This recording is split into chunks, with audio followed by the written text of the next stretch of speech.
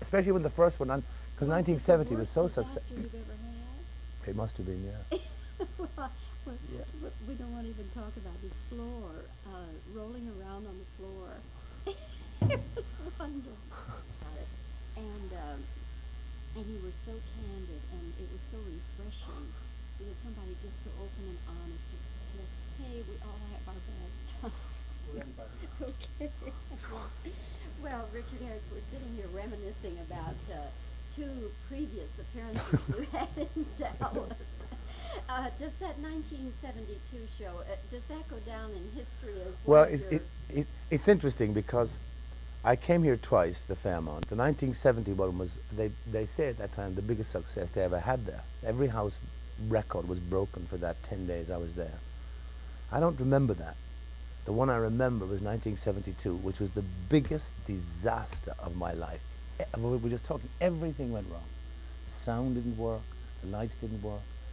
I forgot my lines, remember? I never even did MacArthur Park. I just got off that stage so quick, I'm not going back there anymore. I mean, everything went wrong. Every single thing that could go wrong to a performer went wrong that night. But we had fun. Well, nothing is going to go wrong tonight. No, We're not going to let it. No. Richard, you have been doing this Camelot, King Arthur in Camelot, I guess since '81, but I have never seen you do it. No, I haven't. What happened was, that's a sort of illusion, because there was such national publicity when Burton got sick, and I took over. And then so when I come into town, say here, in 1984, one assumes I've been doing it from 81 to 84, which is totally untrue. When Burton got sick, I did it for 5.5 months, and that was the end of that. And I did a movie, took some time off. And the following year, I did it for 10 weeks only in London, finished it there, then took a holiday, did another movie, and then last summer did it for 12 weeks, and put it away, did another picture, took about 6 months off then, and now I'm doing it again. So I've only done it, I've added up the times I've done it, and I've only done it what would be sort of comparable to a 1.5 years run on Broadway. So it's not really, I haven't been doing it since 1981. Oh God, no. I couldn't do that. You wouldn't want to go and try to equal your Renner? Oh no, oh no, no, no. Oh, I couldn't do that, no. I couldn't do that, no. There's too much else to do besides that. We remember, of course, your movie version of Camelot and King Arthur. Is the stage Arthur any different from the movie Arthur? Oh yeah, he is. He's older, wiser, I think. And there was a tendency in the picture for me to be too, I thought, introspective in the picture. Too brooding in terms of losing Guinevere to Lancelot. I think he's a much bigger man now. He sort of sees it, he understands it, he understands what's happened. He understands that they didn't desire it either. It just is an act of God. So he puts it aside and goes on to the bigger things. He develops into the bigger man because of it. He becomes this great, sort of awe-inspiring king, I think. If you were doing the movie again, would you make it more... Oh, I'd change it, yeah. Oh, yeah. I do more of what I'm doing here now than I did. Yes, I would do it more like I'm doing it now. Yeah. The word we hear about the show now is, Richard, that you've tightened the show and you've kind of changed the feel of it a little bit. Could you tell me what you're doing? What I've done with it, I went back more to the book. What I've done is that I've made the magic more visible. The influence that Merlin had on his life was enormous. And that was only sketched over in the last production, I thought. So I really sort of emphasized quite a lot the influence that Merlin had on his life, number one. And also I have underlined more and highlighted the love affair between Lancelot and Guinevere. Before it was just sketched. But here I sort of emphasize it, I focus in on it much more. And also another thing that I do was that I've always wanted to know, the audience must know what Arthur has achieved to realize what he is going to lose when the table collapses. And that was not in the other production either. I want to know, what did he achieve besides the round table? Or in fact, not just creating the round table wasn't sufficient, but what did they, with the round table, actually create in England? And of course, there's an awful amount of wonderful things he did. And so I've put a lot of that back into the show, so that an audience gets an idea towards the end that it's all gone. These wonderful things that he has done in England is about to be destroyed. which gives a greater sense of loss. So that at the last moment of the play, when young Tom Thomas Mallory, Tom of Warwick emerges, and we think the dream is going to become a legend, and it will live on forever. We should know what the legend was. We should know what the dream was, what he did achieve. I put that in quite a bit. Richard, did you change the book then a whole lot from what it was? There are substantial changes, yeah, from the production that I did in '81. Quite substantial. And what do Lerner and Lowe think? They haven't seen it yet. But Lerner is wonderful, Alan Jay. He's very gifted, and he's wonderful. And he kind of said to me on the phone, I called him on the phone, I said, listen, Alan, I want to change this, this, and this. And he started to laugh.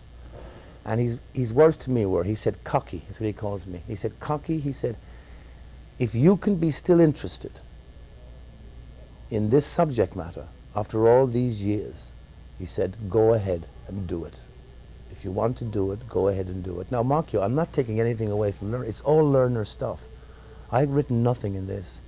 What I have done is I've gone back to Lerner's version when it was 5.5 hours long, and all the stuff was taken out. All I've done is researched, got the old scripts back from the 1960 production, taken them and really gone through it in detail and taken out, putting back bits that were originally cut out. See, what happened was when Richard Burton did it in 1960, what happened, of course, the show ran almost 5 hours. And of course the producer said, either indiscriminately said, everything that Burton's not in, take out of the show, okay? Because they're going to come to see him in it. Which in a sense was kind of penny wise and pound foolish. So all I really did was to go back to Lerner's stuff and put back what I thought shouldn't have been taken out, which was some stuff I'm not in, tightened up other things. So there's no question that I have tampered with Lerner's work. I've put back Lerner's work.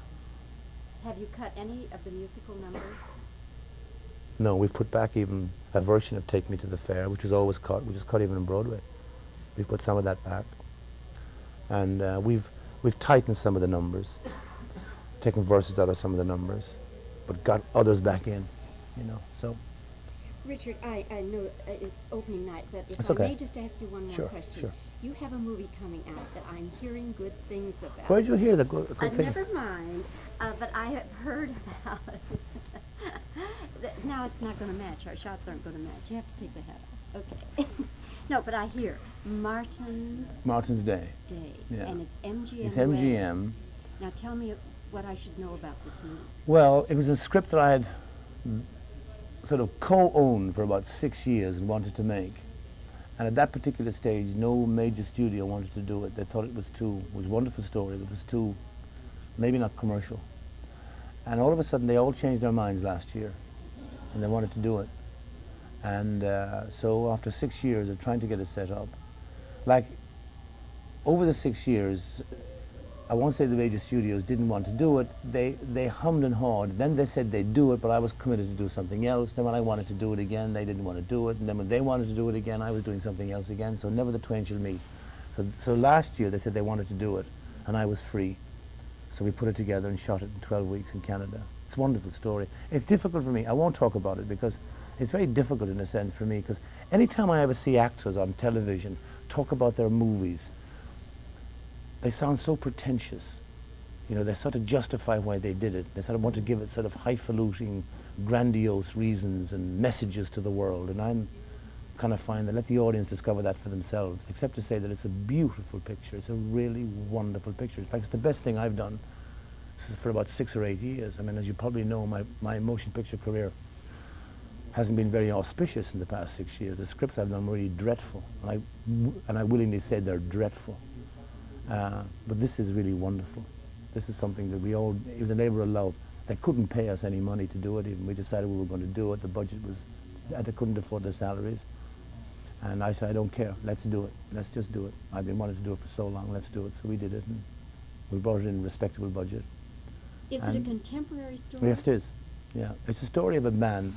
I can't tell you, but it's a story of a man. It's a story about waste. It's a story of a man whose life has been totally wasted because of his temperament, and he hasn't been treated right in institutions and so forth, and he escapes from the prison, a psychiatric ward in a prison. He kidnaps a little boy, and he holds the boy hostage because he wants to go back to northern Canada, back to where he came from. He wants to go back to his home again. Of course, when he gets back to his home, it's wasted too, because the dream he had was gone.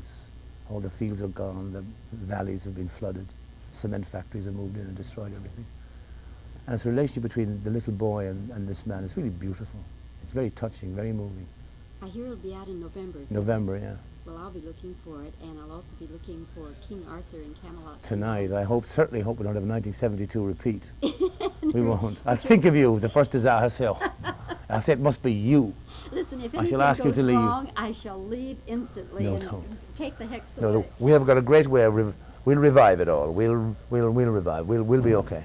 Richard, you're great fun. Thank you. So much. Thank you so It's much. Wonderful to see you. You too. Thank you. Have a good run. The hospitality of the Dallas people is it's intact. It is now as it was in '72. You were wonderful people in '72.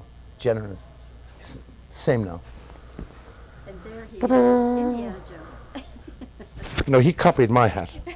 I've been wearing this hat. This hat is a landmark. This hat is over. I had this hat '72. Really? Yeah. It's a wonderful hat. I'd die if I lost it. It's a good luck London. piece.